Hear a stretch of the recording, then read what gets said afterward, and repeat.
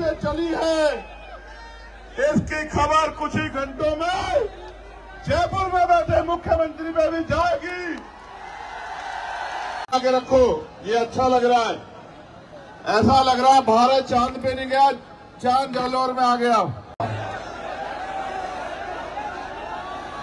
इससे ये पता लग जाएगा कि हमारा कौन है और आम नॉर्मल कौन है। जो हमारी एक आवाज में बैठ जाएगा उससे पता लग जाएगा कि वो हम में से एक है। बहुत जल्दी कीजिए, मुश्किल से 20 सेकंड बाकी है आप लोगों के पास। ये इधर जो लोग हैं,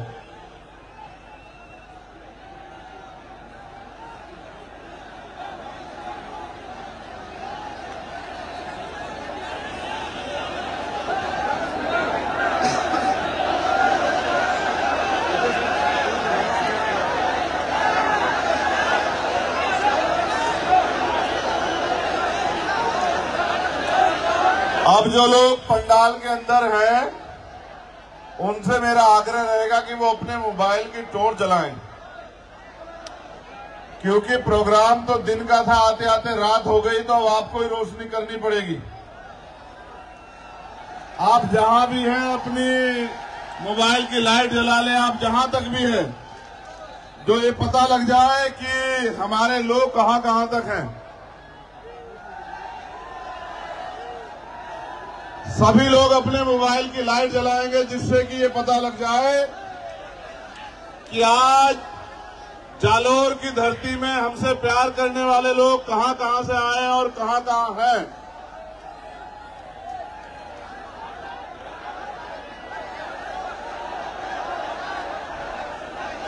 चलो शुरू करते हैं। अब इन्हें जला के रखो, ये अच्छा लग रहा है। ऐसा लग रहा है भारत चांद पे नहीं गया, चांद जालौर में आ गया।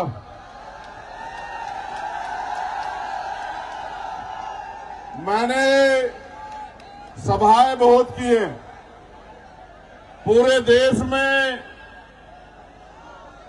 कश्मीर से लेकर कन्याकुमारी बहुत सभाएं की हैं और कई कई लाख लोगों की सभाएं की हैं। लेकिन आज जो जालौर में प्यार आपने दिया है, ऐसा कहीं नहीं मिला। बहुत बहुत धन्यवाद जालौर। और इतना प्यार मत दो कि ऐसा ना हो मेरा मन कर जाए जालौर में ही रहने का। और अगर कहीं मेरा मन कर गया जालौर में रहने का, तो गैर बराबरी मानने वाले लोगों के लिए अच्छा नहीं होगा। मेरे प्यारे साथियों, सम्मानित बहनों, बच्चियों, माओ, बुजुर्गों, नौजवानों, मैं समय समय पे भारत की धरती पे जन्मे सभी संतों, गुरुओं, महापुरुषों, वीरांगनाओं को नमन करता हूं। और आज संविधान बचाओ यात्रा जो महामानव तथागत बुद्ध की धरती से शुरू हुई और आज जालौर जो सामंतवाद का गढ़ है, यहां यात्रा पहुंच चुकी है। यहां उपस्थित जनसमूह को मेरी तरफ से जय भीम, जय भीम, जय भीम। आपका प्यार, आपकी हिम्मत एक लड़ने की बहुत मजबूत ताकत देती है। और आप ये जानते हैं कि समय समय पे मैं जालौर, जोधपुर, उदयपुर, पाली आता रहता हूं। लेकिन इस बार जो आने का मुख्य कारण है, वो आप लोगों को तैयार करने के लिए है कि आप लोग तैयारी कर लो। और जिस दिन आप मन बना लोगे, तैयारी कर लोगे, मैं जिम्मेदारी के साथ कहता हूं, आपकी एक तैयारी आपके हर एक घर में चंद्रशेखर आजाद पैदा कर देगी। मेरी बात को याद रखना। भारत 15 अगस्त 1947 को आजाद हुआ। लेकिन इस देश के शोषितों को, वंचितों को, कमजोरों को, किसानों को, महिलाओं को अगर असल आजादी मिली तो वो मिली 26 जनवरी 1950 को, जब डॉक्टर बाबा साहब अम्बेडकर के द्वारा लिखा संविधान इस देश में लागू हुआ और भारत के हर एक नागरिक को समता, समानता, बंधुत्व, भाईचारे के साथ रहने का अवसर मिला। लेकिन एक बड़ी ताकत जो आपको मिली संविधान के जरिए, वो थी देश के हर एक बालिग व्यक्ति को वोट। देश आजाद हुआ,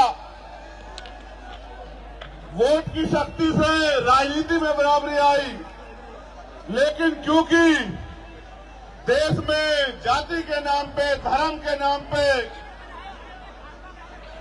सामाजिक स्तर पे, आर्थिक स्तर पे जो गैर बराबरी थी, उस समय की सरकारों ने उस गैर बराबरी को खत्म करने के लिए कोई अच्छा कदम नहीं उठाया। धीरे धीरे अमीर अमीर होता गया, गरीब गरीब होता गया और आज ऐसा समय आ गया है कि देश की 90% पूंजी 10% लोगों के हाथ में है और देश के 90% लोग 10% साधनों से अपने जीवन को जी रहे हैं। अभी अभी बिहार में जातिगत जनगणना के आंकड़े सार्वजनिक हुए। वो आंकड़े कहते हैं कि भारत में जो बिहार है, जिसकी अभी अभी जनगणना हुई, वहां 90% आबादी दलित, पिछड़े, आदिवासी और अल्पसंख्यक समुदाय की है।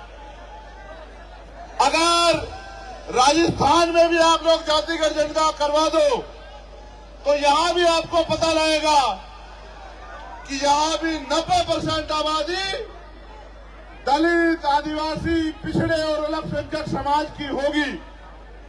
अब सवाल ये है कि जिनकी आबादी 90% है, उनके हिस्से में क्या है। और इस सवाल को अगर धरातल पे देखो तो ये महसूस होगा कि न उनको उद्योग है, न उनके पास रोजगार है, न उनके पास पर्याप्त नौकरियां हैं, न उनके पास जमीन है और न ही उनके पास और किसी तरह का साधन है कि वो स्वाभिमान सम्मान का जीवन जी पाए। ये स्वाभिमान सम्मान का जीवन मांगने से नहीं मिलता है। अगर स्वाभिमान सम्मान का जीवन चाहिए, इसकी कीमत चुकानी पड़ती है। मर तो राजस्थान में हम लोग लंबे समय से रहे हैं। आपको इंदुर मेघवाल याद होगा, आपको जितेंद्र मेघवाल याद होगा, आपको कार्तिक भील याद होगा, आपको ओम प्रकाश रेगर याद होगा, आपको नासिर जुनैद याद होंगे, आपको असगर याद होगा। इतने जुल्म, इतना अन्याय और न्याय मांगने पर लाठियां, झूठे मुकदमे, डर और तमाम तरह से जिस तरह भी से भी पीड़ित को डराया जाए, धमकाया जाए, पंचायत करा के, हल्ला मचा के, मैं लंबे समय से राजस्थान में देख रहा हूं। लेकिन मेरे साथियों, इसके लिए जिम्मेदार वो लोग नहीं है, इसके लिए जिम्मेदार है हम लोग, क्योंकि 90% आबादी होने के बावजूद भी और लोकतंत्र के आने के बावजूद भी राजस्थान में हमारी राजनीतिक हैसियत नहीं है। अगर राजस्थान में हम लोग अपनी राजनीतिक हैसियत बना लें तो ना तो हमें अच्छी पढ़ाई के लिए किसी के आगे हाथ फैलाना पड़ेगा, ना रोजगार के लिए किसी के आगे हाथ फैलाना पड़ेगा, ना अपने बच्चों के लिए बड़े बड़े हॉस्टल बनाने के लिए हाथ फैलाना पड़ेगा, ना हॉस्टल में सुविधा देने के लिए हाथ फैलाना पड़ेगा, ना बहन बेटियों की शादी करने के लिए अपनी जमीन गिरवी रखनी पड़ेगी या उधार लेना पड़ेगा, ना ही बीमार होने पे इलाज के लिए हमें किसी की तरफ बेबस लाचार निगाहों से देखना पड़ेगा। अगर हम अपनी वोट को जिम्मेदारी से ये तय करके कि अब आप गुलामी नहीं सहना चाहते, अब सामंतवाद की जड़ें काट के समता, समानता, बंधुत्व, भाईचारे पे स्थापित राज आप लोग लाना चाहते हो, तो मैं पूरी जिम्मेदारी से बात कहता हूं कि इस धरती पे जो आने वाला समय है वो सुनहरा होगा। सुनहरा मेरा वादा है आप लोगों से। इसलिए मैं आपसे अपील करने के लिए आया हूं, अगर आप चाहते हो कि फिर किसी जितेंद्र के साथ, इंद्र के साथ, कार्तिक भील के साथ, ओम प्रकाश रैगर के साथ अन्याय ना हो, तो आप अपने पैरों पे खड़े होने के लिए तैयार हो जाओ। जिस तरह से आज हजारों की संख्या में, मैं हजार नहीं कहूंगा, यहाँ की ताकत देख के लग रहा है कि लाखों की संख्या में जिस तरह आप यहाँ आए हैं, अगर आप अपनी वोट को संगठित होकर आजाद समाज पार्टी को दो, तो मैं गारंटी से कहता हूं कि किसी सामंतवादी में इतनी हिम्मत नहीं बचेगी कि वो हमारी बहन बेटियों की तरफ आंख उठा के देख ले, वो हमारे बच्चों की तरफ आंख उठा के देख ले। ये कोई मुश्किल काम नहीं है मेरे लोगों, ये बहुत आसान काम है। आसान इसलिए है कि पहले जब राजतंत्र था तो तलवारें चलती थी, भाले चलते थे, हाथी घोड़ों पे युद्ध होता था। आज लोकतंत्र में सिर्फ ईवीएम का बटन दबाना है। अगर आप अपने अंगूठे को तैयार कर दो और अपने साथियों को भी कह दो कि अंगूठा मजबूत कर लो।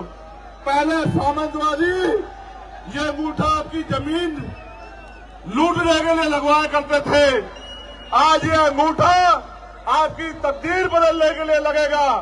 अगर आपने फैसला लिया तो मैं जिम्मेदारी से कहता हूं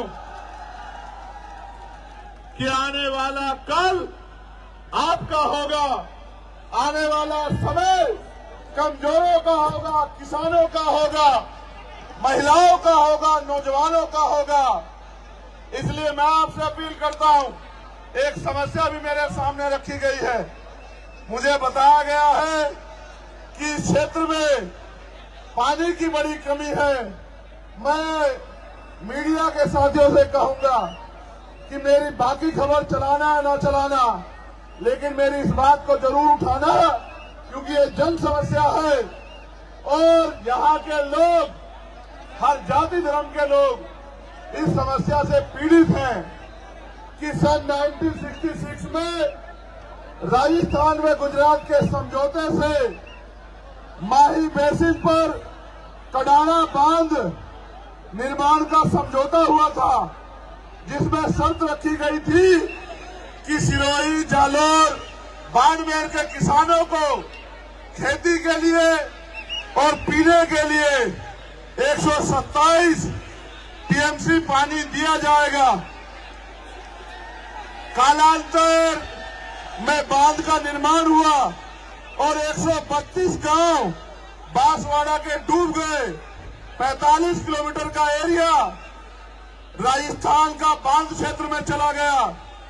2002 में नरेंद्र मोदी ने सुजलाम सुफलाम की कच्ची नहरें 320 किलोमीटर की बना दी और अब पानी नहीं दे रहे, जो हक का पानी मिलता था, जिसका वादा हुआ था 127 टीएमसी पानी का। स्थानीय किसान संगठन ने जब 121 आरटीआई लगाकर उच्च न्यायालय गया तो पता चला 17 जवाई बांध पाली, जितना पानी हर वर्ष बरसात में खंभात की खाड़ी के समुद्र में बहकर जा रहा है, लेकिन राजस्थान के पश्चिमी जिले को नहीं दिया जा रहा है। और यहाँ के जो केंद्र के जल शक्ति मंत्री हैं भैरव सिंह शिखावत, वो उसमें रंगा डाल रहे हैं। मैं आपसे वादा करके कहता हूं, अगर आपने इस क्षेत्र से, इन जिलों से आजाद समाज पार्टी को ताकत देने का काम किया, मेरा वचन है आपको कि ये जो पानी की समस्या है इसको हम लोग खत्म करके दिखाएंगे। और जो भी इसके बीच में आएगा, चाहे वो मंत्री जी हो केंद्र के या राजस्थान सरकार के, उनको हम विधानसभा लोकसभा में जाने लायक नहीं छोड़ेंगे। ये बात याद रखना आप लोग। मेरे साथियों, आपका जो गुस्सा मैंने देखा, लेकिन मेरी इस बात पे गौर करो। आपकी सारी समस्याएं एक कागज पे लिख के और लिफाफा पैक करके आप मुझे दे दो और अपनी वोट की ताकत से आजाद समाज पार्टी को ताकतवर बना दो। मैं आपको लिख के देता हूं कि भारत के लोकतंत्र में वो शक्ति है, आपकी सारी समस्याएं अगर 6 महीने में हल न करा दी तो मैं राजनीति से त्याग कर दूंगा। मेरी इस बात पे गौर करो। बाबा साहब अम्बेडकर ने कहा कि राजनीतिक सत्ता वो चाबी है जो आपके सारे ताले खोल सकती है, आपकी सारी समस्याओं का हल कर सकती है। और मान्यवर काशीराम साहब ने कहा, जिसका दल नहीं होता उसके पास बल नहीं होता, और जिसके पास बल नहीं होता उसकी समस्याओं का हल नहीं होता। अगर आप अपनी समस्याओं का हल चाहते हो, सीना तान के इस क्षेत्र में जीना चाहते हो, रोजगार चाहते हो, जमीन चाहते हो, स्वाभिमान सम्मान का जीवन चाहते हो, जुल्म जातीय अत्याचार से मुक्ति चाहते हो, तो दोनों हाथ उठा के ऐसे मेरे साथ संकल्प करो कि इस बार हम आवाज लगा के संकल्प करो कि इस बार हम आजाद समाज पार्टी को अपने क्षेत्र से जिताकर भेजेंगे, ताकत हिम्मत देकर भेजेंगे। आप ये जानते हो, नहीं मेरी बात पे अब गौर करो। क्या कभी कोई ऐसा मसला हुआ जब आप पे आंच उठी और चंद्रशेखर आजाद ने आपकी लड़ाई ना लड़ी? और पूरी जिम्मेदारी से बताओ मेरे लोगों। आपको पता है जब मैं जालोर आया, 4 बार मुझे यहां से उठा के यहां की सरकार ने दिल्ली भेज दिया, एयरपोर्ट से वापस भेज दिया। 3 बार गाड़ी से लेके गए, 1 बार लेके गए, मैंने उनको वहीं छोड़ा पुलिस के लोगों से, फ्लाइट से बैठा, फिर वापस आ गया। यहां के अधिकारियों ने मुझसे माथा पीट के कहा कि यहां के नेता जिनको ये वोट देते हैं वो उनकी तरफ देखना भी नहीं चाहते, आप किस मिट्टी के बने हो। मैंने उनसे एक बात कही, गौर करना, कि उनका उनसे राजनीति का रिश्ता है, मेरा इन लोगों से खून का रिश्ता है। खून कहीं रहता हो और खून कहीं से भी बहे, खून को खून की आती है। जब तक मैं इस क्षेत्र में, क्योंकि देश तो आजाद लगभग हो गया है, इस क्षेत्र में अभी सामंतवादी सोच के लोग सुधरने का काम नहीं कर रहे। आपकी वोट की शक्ति जहां हमें ताकतवर करेगी वहां उनको कमजोर भी करेगी, और जब वो लोग कमजोर होंगे तभी उनको समझ आएगा कि किसी कमजोर को सताया नहीं करते। पुनः मैं एक बार आपसे कहूंगा, अपने मोबाइल निकालें, जहां तक भी आप हैं अपने मोबाइल निकाल के मुझे एहसास कराएं कि आप मुझे कहां तक सुन रहे हैं।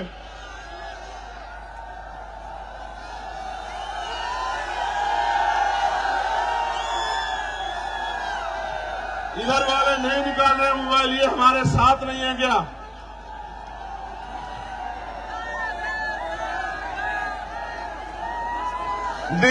ये बीच में कुछ ऐसा लग रहा है कि बीच में लाइट है नहीं, ऐसा क्या है? मैं आज के कार्यक्रम के लिए, सबसे मजबूत कार्यक्रम के लिए, जालोर की भीम आर्मी, आजाद समाज पार्टी की पूरी टीम को एक एक कार्यकर्ताओं को बधाई देता हूं और मुझे विश्वास है कि ये जो रोशनी आज यहाँ जालौर से चली है, इसकी खबर कुछ ही घंटों में जयपुर में बैठे मुख्यमंत्री में भी जाएगी और उसके कुछ ही देर बाद दिल्ली में बैठे प्राइम मिनिस्टर में भी जाएगी। मैं ये वादा नहीं करना चाहता था, लेकिन कह रहा हूं, एक लाइट वहां जल रही है, देखो ऊंचाई पे, वो देखो वहां।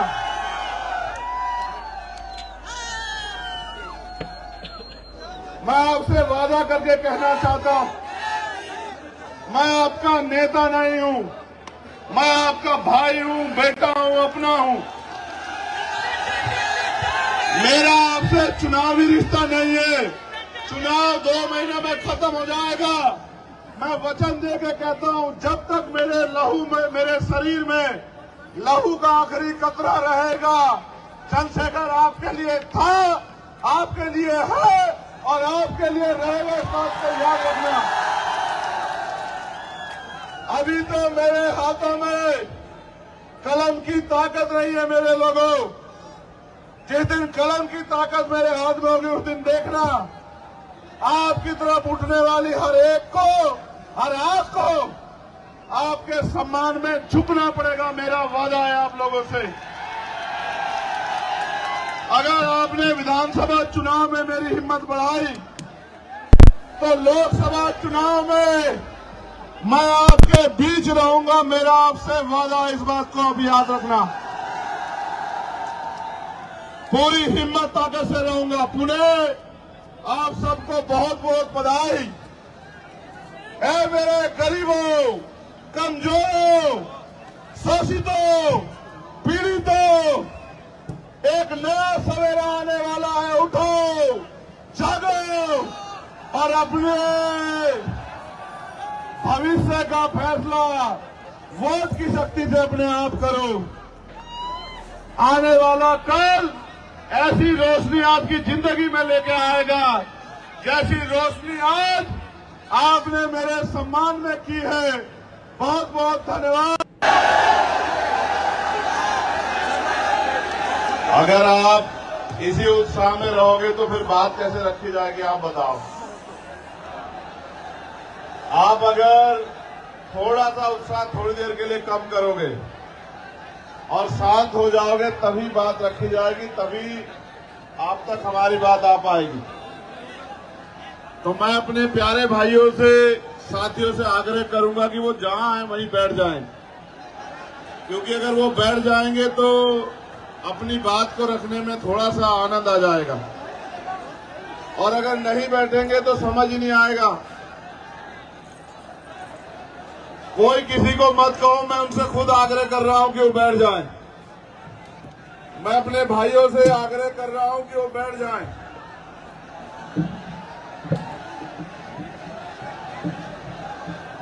आपसे भी आग्रह कर रहा हूं बैठने का।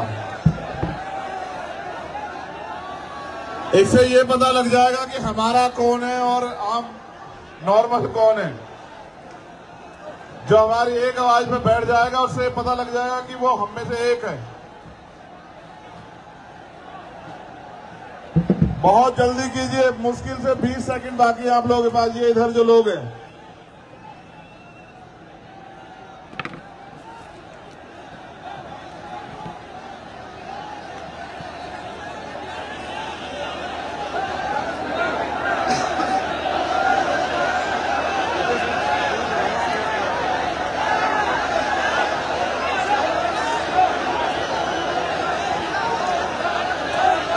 अब जो लोग पंडाल के अंदर हैं, उनसे मेरा आग्रह रहेगा कि वो अपने मोबाइल की टॉर्च जलाएं,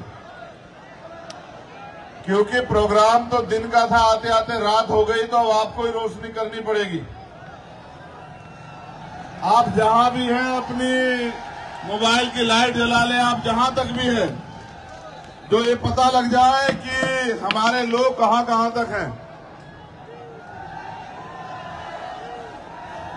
सभी लोग अपने मोबाइल की लाइट जलाएंगे, जिससे कि ये पता लग जाए कि आज जालोर की धरती में हमसे प्यार करने वाले लोग कहां कहां से आए और कहां कहां हैं।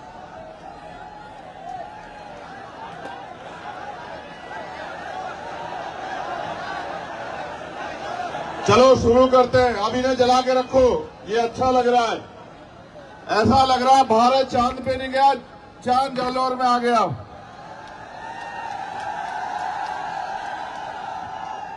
मैंने सभाएं बहुत की हैं पूरे देश में,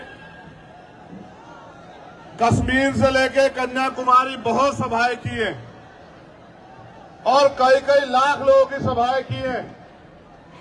लेकिन आज जो जालोर में प्यार आपने दिया है, ऐसा कहीं नहीं मिला। बहुत बहुत धन्यवाद जालोर। और इतना प्यार मत दो कि ऐसा ना हो मेरा मन कर जाए जालोर में ही रहने का। और अगर कहीं मेरा मन कर गया जालोर में रहने का, तो गैर बराबरी मानने वाले लोगों के लिए अच्छा नहीं होगा। मेरे प्यारे साथियों, सम्मानित बहनों, बच्चियों, माओ, बुजुर्गों, नौजवानों, मैं समय समय पे भारत की धरती पे जन्मे सभी संतों, गुरुओं, महापुरुषों, वीरांगनाओं को नमन करता हूं। और आज संविधान बचाओ यात्रा जो महामानव तथागत बुद्ध की धरती से शुरू हुई और आज जालोर जो सामंतवाद का गढ़ है, यहां यात्रा पहुंच चुकी है। यहां उपस्थित जनसमूह को मेरी तरफ से जय भीम, जय भीम, जय भीम। आपका प्यार, आपकी हिम्मत एक लड़ने की बहुत मजबूत ताकत देती है। और आप ये जानते हैं कि समय समय पे मैं जालोर, जोधपुर, उदयपुर, पाली आता रहता हूं। लेकिन इस बार जो आने का मुख्य कारण है वो आप लोगों को तैयार करने के लिए है।